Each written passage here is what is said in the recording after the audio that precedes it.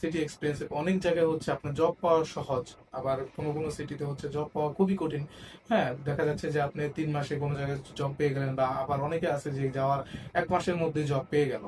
তো এই জিনিসটা হচ্ছে সিটি ভেদে হইতে পারে, বা আপনার এক্সপিরিয়েন্সের ভেদে হইতে পারে, বা আপনার যে আপনি যে স্কিলটা জানেন সেটার কারণে হয়তো আপনি আগায় থাকলেন, আবার স্কিল না জানলে হয়তো আপনার জবটা দেরিতে হইলো।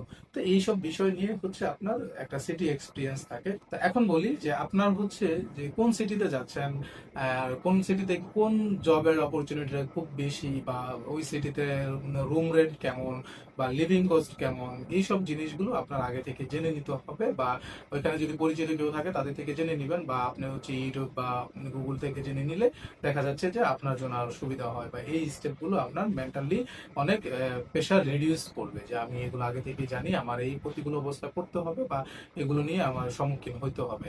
তো এগুলো আগে থেকে আপনি ক্লিয়ার হইলে আপনার জন্য সুবিধা হবে।